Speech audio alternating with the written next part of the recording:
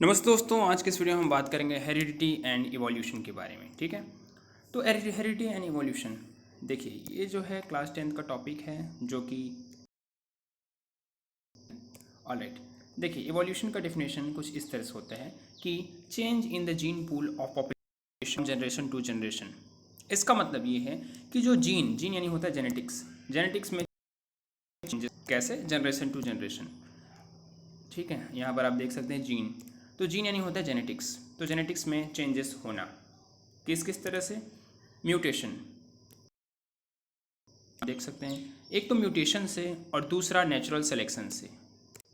यहाँ म्यूटेशन का मतलब ये है कि देखिए जैसे कि इंसानों के पास, जैसे कि ऐसा माना जाता है कि इंसान पहले बंदर था, तो बंदर के पूँछ थे लेकिन इंसानों को पूँछ की ज़रूरत नहीं पड़ी, जिस वजह से पूँछ गायब हो गया। इस फेनोमेना को म्यूटेशन कहा जाता है। ठीक है, जैसे कि इंसानों का पूँछ ना होना क्या कहलाएगा, म्यूटेशन कहलाएगा। उसी तरह से आगे आप देखिए नेचुरल सिलेक्शन, यानी प्रकृति में कुछ चेंजेस करके, यानी कि प्राकृतिक तौर पर कुछ चीज़ें सेलेक्ट की जाती हैं। इसका एग्जाम्पल हम आगे देखेंगे। ठीक है, नेक्स्ट देखिए जेनेटिक ड्रिफ्ट, जेनेटिक्स में चेंज होना। ठीक है, जेनेटिक्स में चेंज होना हम इसके आगे डिटेल में पढ़ेंगे। अभी आप इवोल्यूशन को समझिए कि इवोल्यूशन क्या होता है। ठीक है, तो इवोल्यूशन क्या होता है, जेनेटिक्स में चेंज होना। ठीक है, जेनेटिक्स में चेंज होना कैसे, जनरेशन टू जनरेशन, यानी एक जनरेशन से दूसरे जनरेशन में पास होना। जैसे कि पेरेंट्स से ऑफस्प्रिंग में, ऑफस्प्रिंग यानी होता है बच्चे, OFFSPRING,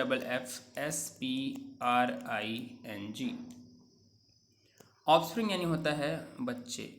ठीक है, तो कैसे बच्चे, पेरेंट्स से बच्चे। ठीक है, तो ऑफस्प्रिंग से बच्चों में जो चेंजेस पाए जाते हैं उसी को इवोल्यूशन कहते हैं। ठीक है, आगे देखिए यहाँ पर क्या है, देखिए इंसानों में यानी ह्यूमन बींग्स होमोसेपियंस में कितने क्रोमोसोम्स पाए जाते हैं, 46। ठीक है, और अगर जोड़ी यानी कि पेयर में कहा जाए तो कितने हैं, 23 पेयर। ठीक है, 23 सेट्स भी कहा जाता है और 23 पेयर्स भी कहा जाता है, और टोटली कितने हैं, 46। अब आप आगे देखिए,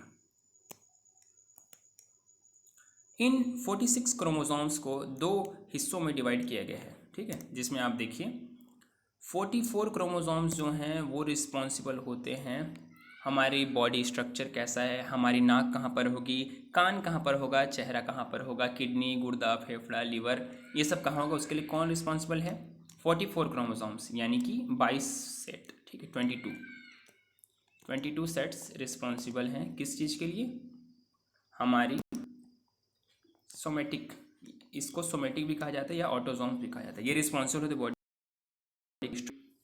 हम कैसे दिखते हैं, हमारे 2 पैर 2 हाथ ये सब होंगे, उसके लिए कौन रिस्पॉन्सिबल होता है, ये 44 क्रोमोसोम्स।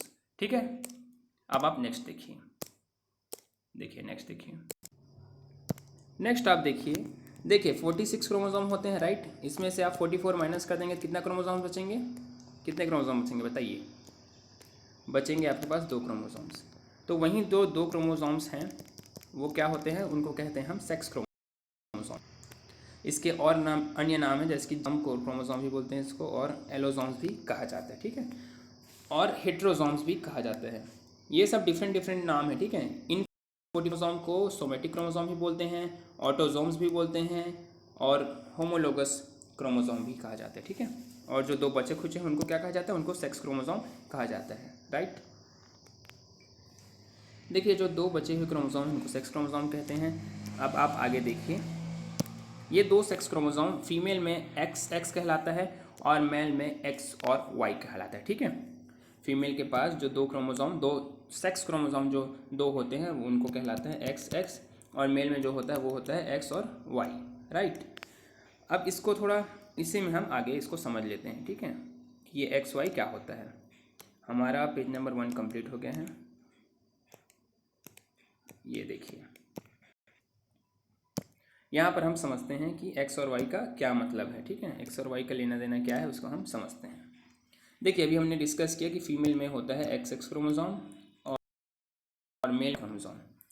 अगर देखिए मेल और फीमेल में अगर मीटिंग होता है, और जब एक्स क्रोमोसोम फीमेल का और एक्स क्रोमोसोम मेल का जब मिलता है, म्यूटेट यानी कि जिसको बोलते हैं फर्टिलाइज होना, तो वो बेबी गर्ल का बर्थ होगा, राइट।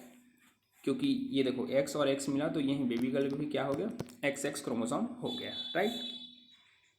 इसी में हम आगे देखेंगे। फिर अगर फीमेल का एक्स क्रोमोसोम मिला और मेल का वाई क्रोमोसोम, तो मिलकर क्या बना ना, एक्स और वाई।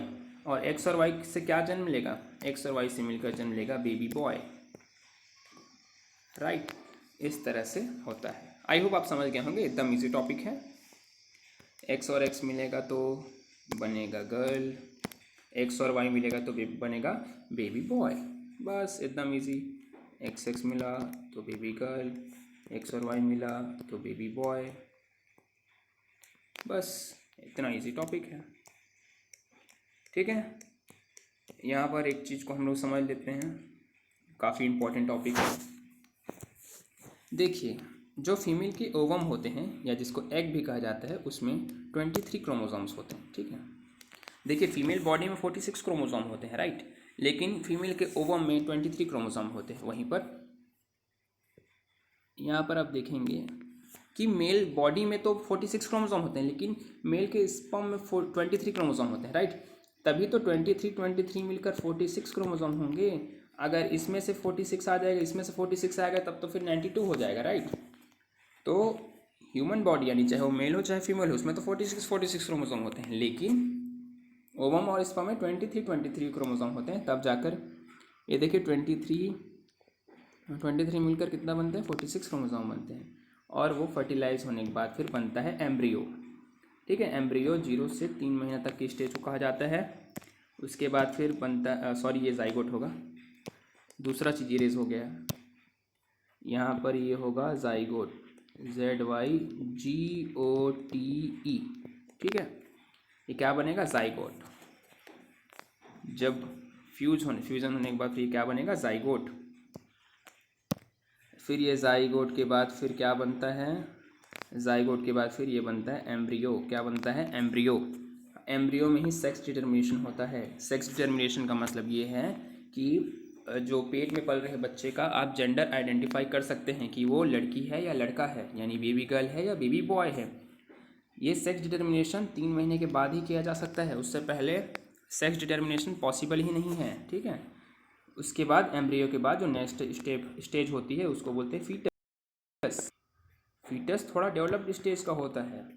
फीटस के बाद सीधा न्यूली बॉर्न बेबी।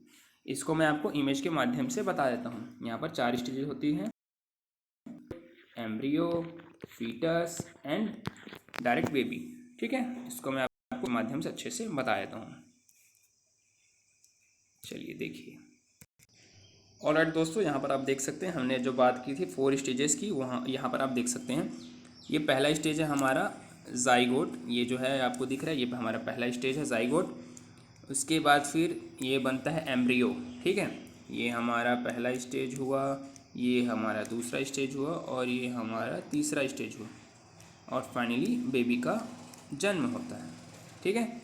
तो ये जाइगोट सबसे पहले बनेगा, दूसरा एम्ब्रियो बनता है, तीसरा फीटस, और फिर चौथा आप देख सकते हैं बेबी का जन्म होता है, ठीक है।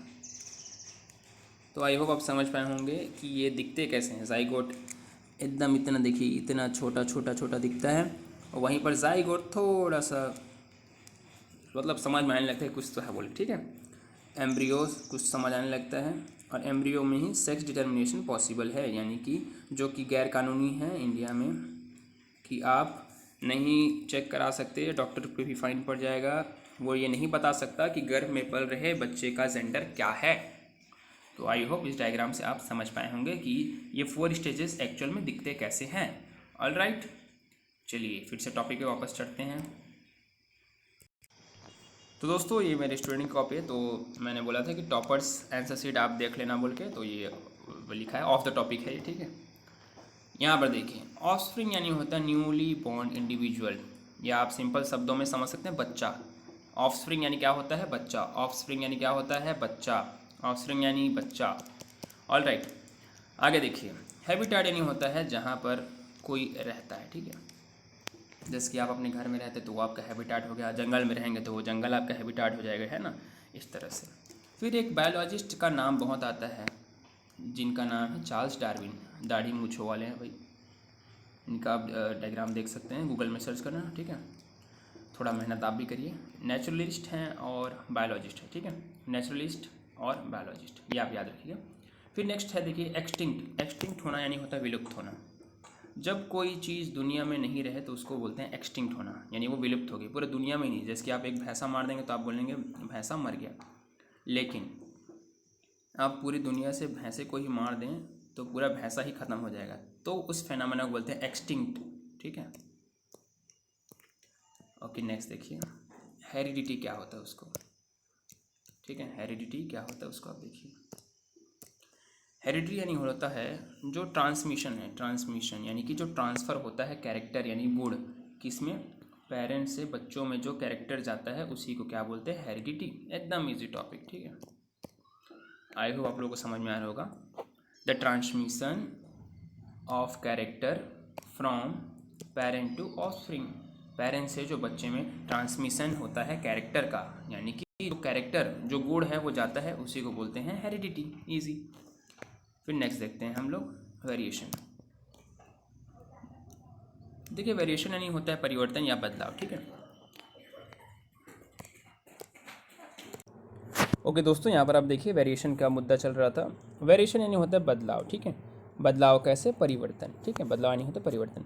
Any difference between the cell, individual organism और group of organism of any species either by genetic difference. देखिए कोई भी बदलाव किसी भी जेनेटिकली हो चाहे ना हो, ठीक है, स्पीसीज़ में देखा जाए। यहाँ पर बेसिकली जेनेटिक डिफरेंसेस बहुत इंपॉर्टेंट है, यहाँ पर जेनेटिक डिफरेंस इसमें पाया जाता है, ठीक है। जेनेटिक डिफरेंस हो या ना हो का मतलब ये है कि बिना जेनेटिक डिफरेंस के भी, जैसे कि हम आगे पढ़ेंगे, 4 प्रकार के जेनेटिक मतलब ड्रिफ्ट एवोल्यूशन हो सकता है, एक्वायर्ड ट्रेड, नेचुरल सेलेक्शन, ऐसा ऐसे बहुत सारी चीज़ें हैं। तो इस फिनोमेना जेनेटिक डिफरेंस पाया जाता है, ठीक है। तो जेनेटिक डिफरेंस हम आगे पढ़ेंगे, अभी आप बस वेरिएशन मतलब क्या होता है उसको समझिए। 2 स्पीसीज़ के बीच में डिफरेंस होना, डिफरेंस किस चीज़ का, जेनेटिक डिफरेंस होना, ठीक है। मैंने फ्लो में जेनेटिक डिफरेंस हो या ना हो बोल दिया था उसको आप थोड़ा गौर मत कीजिएगा। तो आप देख सकते हैं डिफरेंसेस किस में, इंडिविजुअल्स में, किस चीज़ का डिफरेंस, जेनेटिक डिफरेंस होना, ठीक है। 2 इंडिविजुअल के बीच में, 2 इंडिविजुअल यानी 2 स्पीसीज़ के बीच में, ठीक है, आप याद रखिएगा। जैसे कि एक होता है टाइगर और एक होता है लायन, ठीक है, तो दोनों में डिफरेंसेस है ना, दोनों में डिफरेंसेस है, इसी तरह से आप इसको समझ सकते हैं, राइट। यहाँ पर आप देखिए क्लाइमेटीज़, नेचुरल क्लाइमेटीज़ यानी होता है प्राकृतिक आपदा। यहाँ पर ऊपर लिखा है नेचुरल और यहाँ लिखा है क्लाइमेटीज़, ठीक है। क्या लिखा है, नेचुरल क्लाइमेटीज़। नेचुरल क्लाइमेटीज़ यानी होता है प्राकृतिक आपदा, ठीक है, प्राकृतिक आपदा, आप इसको समझ जाइएगा, ठीक है। नेक्स्ट है प्रेडिटर। प्रेडिटर यानी होता है, और प्रे यानी होता है शिकार, प्रे यानी शिकार, प्रे का स्पेलिंग होता है PREY, ठीक है। और एक प्रे PRAY, इसका मतलब होता है प्रार्थना करना, इसका मतलब क्या होता है, प्रार्थना करना, ठीक है, ये RF नहीं रहेगा, ठीक है, प्रार्थना करना या जो भी है भाई आप देख लेना हिंदी में कैसे लिखते हैं, ठीक है। तो प्रे यानी होता है प्रार्थना करना, और इस वाला प्रे का मतलब क्या होता है, शिकारी होता है, ठीक है। नेक्स्ट टॉपिक हम आगे पढ़ेंगे कि एवोल्यूशन 4 तरीके का होता है। कितना तरीका होता है, 4 तरीके का, जिसमें से पहला होता है एक्वायर्ड ट्रेड्स, ठीक है, जो आप ट्रेड्स हैं जो एक्वायर करते हैं वो होता है। दूसरा होता है इनहेरिटेंट, यहाँ पर आप देख सकते हैं ये दूसरा है इनहेरिटेंट, जिसमें DNA में चेंज होता है लेक्चर में, ठीक है। थर्ड टाइप होता है जेनोटाइप, फोर्थ टाइप होता है फेनोटाइप, ठीक है। इस तरह से 4 तरीक़ों से इवोल्यूशन पॉसिबल होता है, ठीक है। और ये वाला लास्ट, ये वाला पेज का पढ़ चुके हैं हम लोग अभी, ये वाला हम, एक मिनट, ये वाला हम अभी पढ़ चुके हैं, राइट, ये वाला हम पढ़ चुके हैं अभी। तो 4 तरीके से पॉसिबल, उसको हम आगे पढ़ेंगे, ठीक है। यहाँ से हम आगे पढ़ेंगे नेक्स्ट वीडियो लेक्चर में। Thank you, have a lovely day.